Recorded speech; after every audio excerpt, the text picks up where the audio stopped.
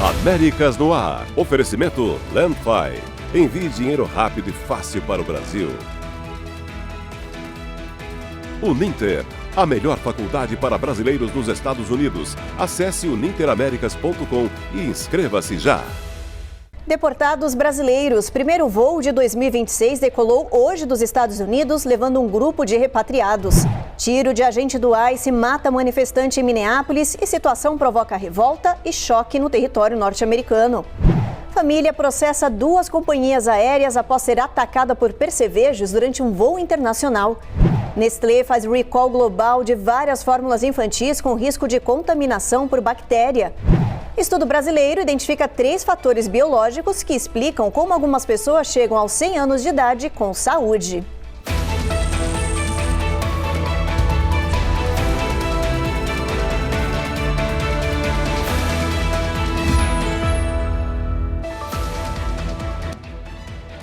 Olá, o Jornal Américas no Ar está começando. O primeiro voo de deportação de brasileiros de 2026 já está a caminho do nosso país. A aeronave decolou dos Estados Unidos nesta quarta-feira e está seguindo rumo a Minas Gerais com um grupo de repatriados. O primeiro voo de deportação de brasileiros em 2026 partiu na manhã desta quarta-feira, 7 de janeiro, de Alexandria, aqui nos Estados Unidos. A operação marca o início do novo ciclo de repatriações de cidadãos que violaram as leis de imigração americanas. O voo foi operado pela Omni Air International com um Boeing 767-300. Depois da decolagem, a aeronave fez uma parada em Bogotá, na Colômbia. A programação previa saída a 1h45 pelo horário de Brasília e de chegada às 8h30 da noite no Aeroporto Internacional de Confins, em Minas Gerais. Mas, até a última atualização, a partida de Bogotá registrava um atraso de 45 minutos. Após cerca de 2 horas em solo mineiro, o Boeing deve decolar de volta para os Estados Unidos, encerrando mais uma operação de deportação. A Casa Branca já anunciou que vários outros voos estão programados para acontecer este ano e com mais imigrantes brasileiros sendo deportados. Revolta e choque em Minneapolis. Uma mulher morreu durante um protesto contra o ICE. Um agente federal da imigração é acusado de disparar contra a manifestante no carro dela. O Departamento de Segurança Interna alegou legítima defesa, mas o prefeito disse o contrário. A população protestava contra a ação do ICE quando a motorista teria usado seu carro para bloquear a passagem dos agentes. No meio da confusão, um tiro fatal. Uma mulher de 37 anos que conduzia o carro foi baleada e morta. Este homem, que estava no local, disse que viu os passageiros saírem do veículo chorando, cobertos de sangue, enquanto os agentes gritavam: "Não tem pulso, não tem pulso". I saw the passenger exit the vehicle. They were crying and their face was covered in blood. The agents on the scene were shouting, "No pulse, no pulse". Indignado, este outro homem disse que o agente deveria ser preso por atirar em alguém sem motivo. O Departamento de Segurança Interna alegou que a mulher estava tentando jogar o carro contra os oficiais e que o agente federal agiu em legítima defesa.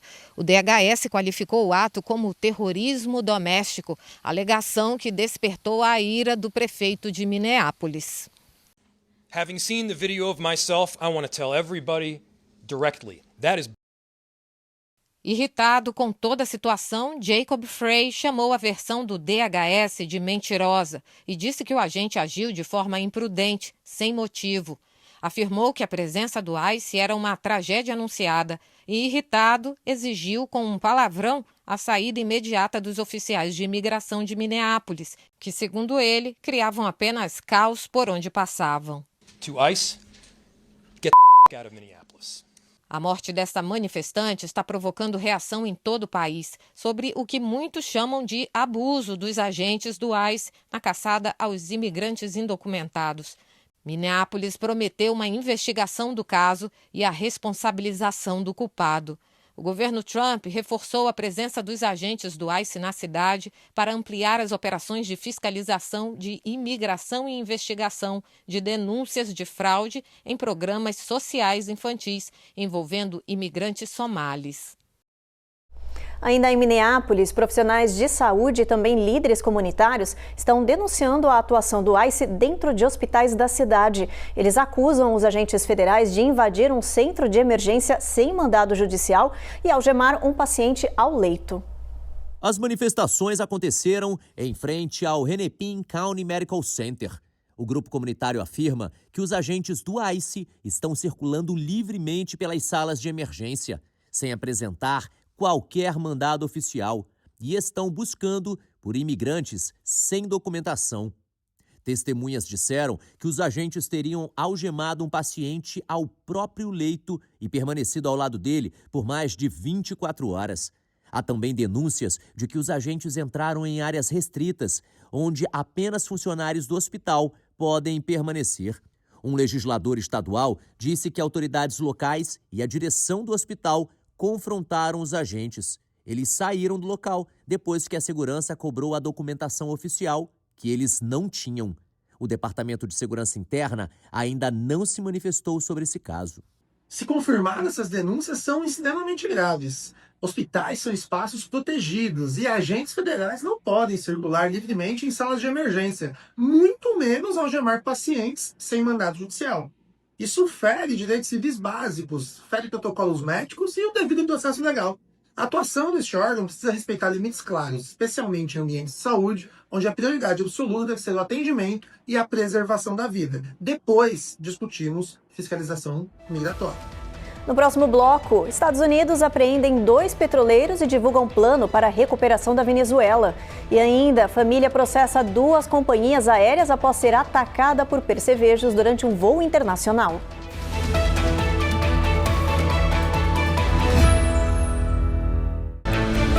Américas no Ar. Oferecimento Landfi. Envie dinheiro rápido e fácil para o Brasil. Uninter. A melhor faculdade para brasileiros nos Estados Unidos. Acesse uninteraméricas.com e inscreva-se já.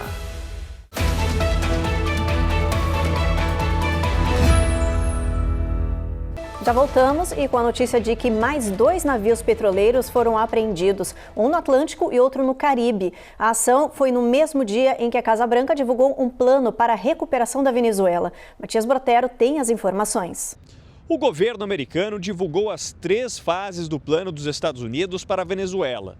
De acordo com o secretário de Estado, Marco Rubio, a primeira é a estabilização do país. A segunda, chamada de recuperação, envolve garantir acesso de empresas americanas ao petróleo.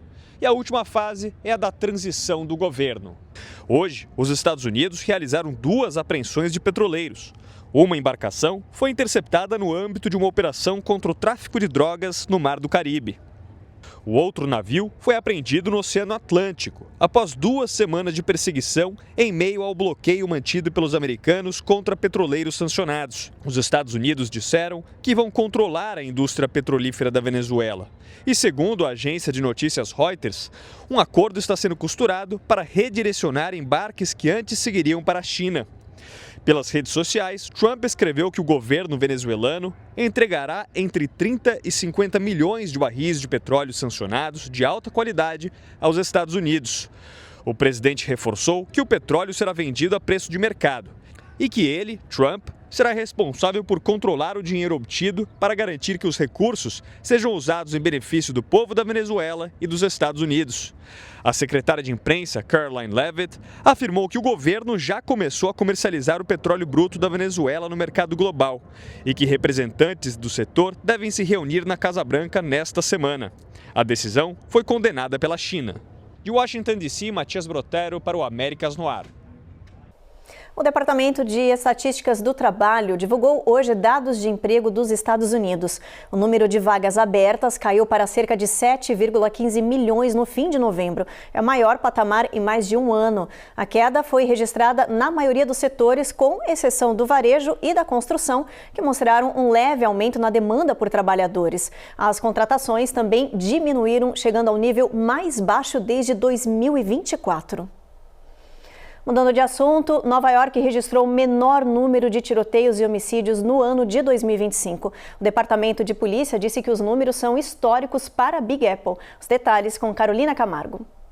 In 2025, New York City recorded 688 shooting incidents, the lowest number in the city's history. Em coletiva de imprensa, a comissária da New York PD, Jessica Tisch, anunciou ao lado da governadora Kathy Hochul e do prefeito Zohran Mamdani que em 2025 Nova York registrou 688 incidentes de tiroteio, o menor número da história da cidade, uma queda de 24% com relação ao ano passado e 10% abaixo do menor recorde que era de 2018. Esses números são resultado de uma nova estratégia da polícia de Nova York, que mobilizou milhares de oficiais para áreas de alta criminalidade e patrulhamentos noturnos em diferentes regiões. A New York PD também focou em remover armas de fogo das ruas e desmantelar gangues perigosas. O recém-impossado prefeito Zohran Mamdani falou na sequência, chamou os números de impressionantes, destacou que dará continuidade ao trabalho da polícia e prometeu tornar a cidade mais segura durante seu mandato. So these are numbers and accomplishments to be celebrated, and as the commissioner said, they're also ones to be built on, because we will not rest until we make this the safest city it can be. Nas redes sociais, alguns moradores da cidade questionaram os dados divulgados e alegaram que as informações não refletem a situação no dia a dia em Nova York. Uma família entrou com um processo contra 2 companhias aéreas após afirmar que foi atacada por percevejos durante um voo internacional. O caso teria acontecido em uma viagem que saiu dos Estados Unidos rumo à Europa. Agora está na justiça. Segundo a família, as marcas nas pernas e nos braços são resultado de picadas de percevejo durante um voo para a Europa. A viagem começou sem problemas em um trecho da Delta, de Roanoke, na Virgínia, até Atlanta. Mas, ao embarcar no voo seguinte para Amsterdã, operado pela KLM e comprado através da Delta, tudo mudou. De acordo com a ação judicial, cerca de 2 horas após a decolagem, a passageira começou a sentir como se insetos estivessem subindo pelo corpo e picando. O processo mostra fotos de percevejo no suéter dela e em um guardanapo da companhia aérea. A família diz que avisou aos comissários, mas que foi orientada a falar baixo para evitar pânico entre os passageiros. Segundo o relato, um funcionário teria pedido que eles não contassem a ninguém para não perderem a conexão. Já na Europa, todos receberam atendimento médico e consultaram um outro médico dos Estados Unidos para acompanhamento. A seguir, o governo divulga novas diretrizes de saúde com foco em alimentação saudável e contra ultraprocessados. E mais, Nestlé faz recall global de várias fórmulas infantis com risco de contaminação por bactéria.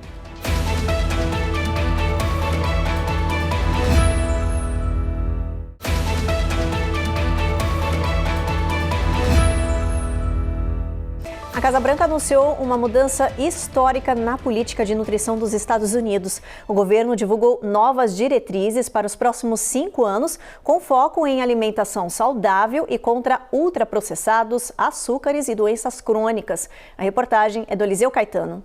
O anúncio faz parte da iniciativa do governo, chamada Make America Healthy Again, que pretende mudar a forma como o país se alimenta. To make an important announcement with respect to the president's domestic promise to make America healthy again. Segundo a administração, as novas diretrizes representam um reset histórico na política federal de nutrição.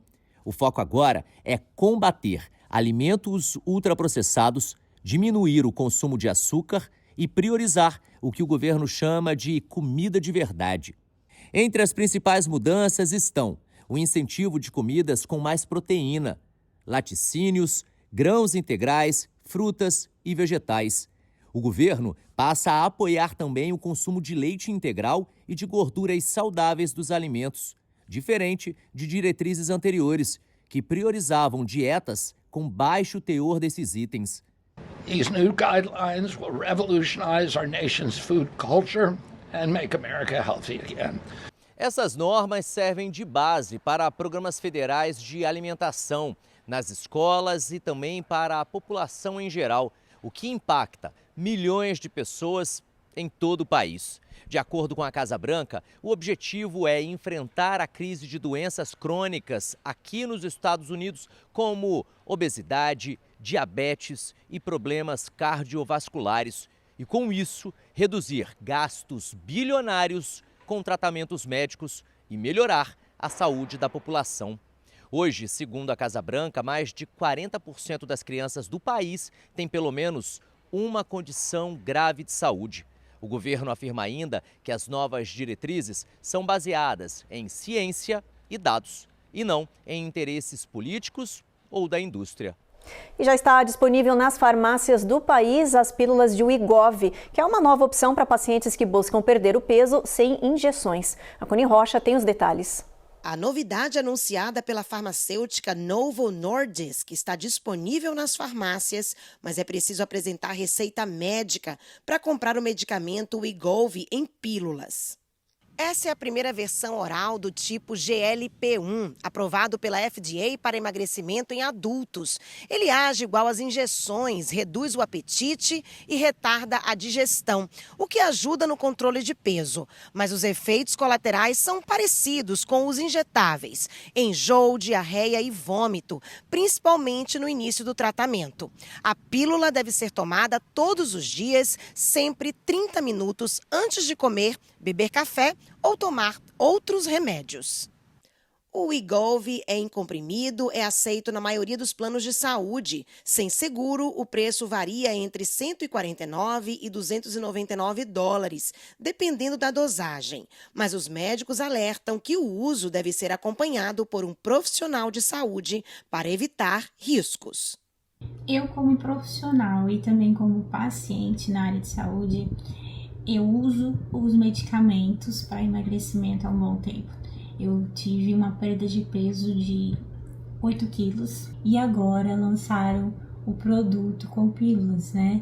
Que vai facilitar você se cuidar mais. E você que tem essa rotina corrida, você pode ter essa pílula dentro do carro, dentro de casa, na hora que acordar e aonde você puder ter acesso, né? E também para quem tem medo de agulha. Esse produto vale muito a pena, não só para perda de peso, mas também com milhões de coisas. Então, tá aí no mercado um produto inovador e também que vai ajudar muitas pessoas. A principal entidade de pediatria aqui dos Estados Unidos entrou na justiça contra o governo Trump para tentar impedir o corte de quase $12 milhões em verbas federais. Segundo a organização, a decisão afeta programas essenciais para a saúde infantil e foi motivada por razões políticas e também por retaliação. O American Academy of Pediatrics, uma das maiores entidades de saúde infantil do país, está processando o governo federal. Na semana passada, o Departamento de Saúde e Serviços Humanos encerrou 7 programas de financiamento que, segundo a academia, são fundamentais para a proteção da saúde das crianças. A entidade afirma que o corte foi uma retaliação por ter se posicionado publicamente contra políticas do governo, incluindo a defesa de vacinas baseadas em evidências científicas. A academia diz que os programas afetados ajudam pediatras a prevenir e tratar doenças graves, especialmente em comunidades rurais, onde o acesso à saúde é mais limitado. Agora, a entidade pede que um juiz bloqueie imediatamente os cortes e restabeleça as verbas enquanto o processo segue na justiça. A Nestlé anunciou um recall de alguns lotes de fórmulas infantis com risco de contaminação com uma toxina chamada cereulide, que é provocada por uma bactéria. A medida é preventiva e faz parte de um recall global que já atinge pelo menos 37 países, incluindo o Brasil. Foram afetadas marcas de leites em pó para bebês como Nestogeno, Nan Supreme Pro, Nan Sensitive e Alfamino. E também marcas de fórmulas infantis para crianças de 1 ano ou mais, como Nanlac, Supreme Pro e Nanlac Comfort.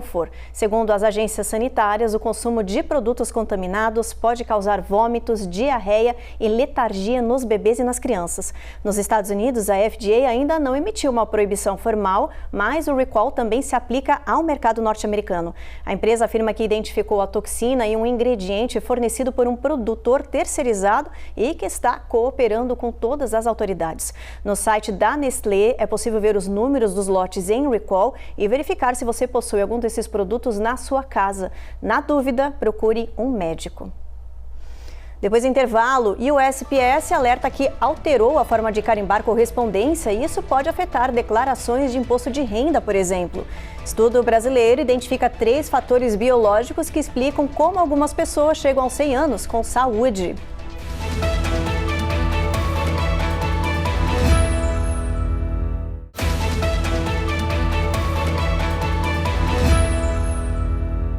O Serviço Postal dos Estados Unidos está fazendo um alerta importante para quem precisa enviar documentos com prazo de data registrado. Segundo o USPS, a sua correspondência pode não receber o carimbo da data no mesmo dia em que você depositou a carta ou o formulário. E isso pode afetar itens que precisam de comprovação de envio, como declaração de imposto de renda ou votos pelo correio. Uma nova regra esclarece que o carimbo não reflete necessariamente o momento em que o Serviço Postal assumiu a posse da correspondência e que esses carimbos são aplicados agora em centros regionais de processamento. Mas uma reestruturação do USPS reduziu as viagens diárias entre as agências locais e esses centros que carimbam. Isso significa atraso para recebimentos das correspondências nesses centros e datas diferentes de processamento. O USPS diz que se o remetente precisar garantir a data do dia, pode ir até o balcão do correio e pedir um carimbo manual. Vamos dar uma olhadinha na nossa previsão do clima? Vamos dar uma olhada na tabela? Vamos lá? Olha, a gente começa por Boston, por lá tem tempo encoberto com mínima de 29, Washington e Norfolk também apenas nuvens. Norfolk mínima de 39, máxima de 55 graus Fahrenheit. Atlanta tem ventania, o mesmo cenário em Jacksonville e Tampa. Miami não vai fazer sol por lá, mínima de 63, máxima de 79 graus Fahrenheit. A gente continua em Houston, olha, tempo encoberto também. Brownsville tem um pouquinho de sol ao longo do dia, meio tímido, mínima de 69. Albuquerque tem neve, gente, mínima de 35, máxima de 48. Los Angeles, tempo encoberto com um pouquinho de sol ao longo do dia. Neve em Salt Lake City, aí mínima de 25, máxima de 36 graus, perdão. E em São Francisco, apenas nuvens, mínima de 42, máxima de 51 graus. E um estudo inédito brasileiro pode ajudar a explicar por que algumas pessoas conseguem viver mais de 100 anos com saúde e disposição. Os cientistas brasileiros identificaram 3 fatores-chave para a longevidade extrema. A superdefesa natural, ou seja, um sistema imunológico forte e capaz de combater infecções e doenças graves. A limpeza celular, um sistema perfeito realizado pelo próprio organismo. E a estabilidade do DNA, variantes genéticas raras que ajudam a reparar danos nas células.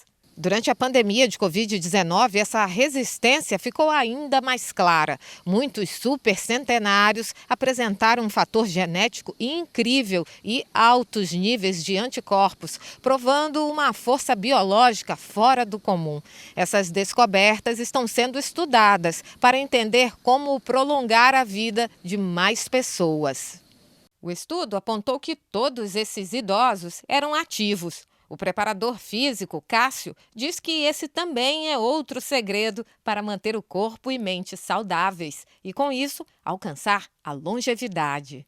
O exercício físico hoje, para muitas pessoas, principalmente na melhor idade, na terceira idade, assim como você quer chamar, é importantíssimo. O fator primordial para você ter ossos fortes é você fortalecer a sua musculatura. A musculação ou de qualquer outro esporte faz com que você viva bem até o último dia de vida. A Regina é o resultado desse estilo de vida. Aos 67 anos, o corpo e a disposição estão melhores que no auge da juventude. É muito legal você manter esse tipo de compromisso diário com você, com seu corpo, com a sua mente, né? Eu acho que a musculação, para mim, me dá uma grande vantagem. Ela me dá tonicidade, ela me dá energia e ela me dá força, que eu acho que é uma coisa super importante. Os cientistas brasileiros reforçam que a descoberta não serve apenas para entender quem vive muito, mas para ajudar toda a população a viver melhor. Esses fatores, somados, conseguem adiar ou evitar a demência e manter a funcionalidade do corpo em idades extremas. E falando em longevidade, Iowa está entre os 10 estados com mais centenários aqui nos Estados Unidos. Uma população crescente onde cada um tem uma explicação para chegar tão longe e bem de saúde. Happy birthday. É uma canção que nunca envelhece. Não importa a sua idade, mesmo que as velas sejam maiores que o bolo e acabem no jardim de casa. September 4th, 1925. Ser centenário não é apenas um número, é algo especial e raro que eles sentem o peso. I just feel old. Aos 100 anos, Colleen Larsen diz que uma taça de vinho é o segredo para viver muito. Probably a glass of wine. Velma Chestnut vai além. Well, we was born this way, so. Diz que nasceu com essa vantagem. That's my mother. Aos 100 anos, ela participou de um comercial local. Aos 105, suas unhas rosa choque mostram a mesma disposição pela vida. O Dr. Peter Martin é pesquisador de longevidade na Universidade Estadual de Iowa e diz que se espanta com a vitalidade dos centenários. Centenarians are shocking by the fact that they are alive and they're active and they are much more vibrant than I expected. Vários fatores podem influenciar a longevidade. O estilo de vida, a saúde física, genética e até o nível de escolaridade, personalidade e local onde vive. Em 2020, havia mais de 1.000 centenários vivendo em Iowa. O estado está entre os 10 com mais centenários no país. Tínhamos mais de 4.000 centenários em todo o país. Agora, são mais de 100.000, diz Peter. Para a filha de Velma, o segredo da longevidade é um só: amor. It's the love, you know, and we've had it. What? I said we love you and you love us also. You bet. Yes. Yeah. É isso aí, o Jornal Américas no Ar então termina agora. A gente agradece a sua companhia e te espera novamente na próxima edição. Até lá!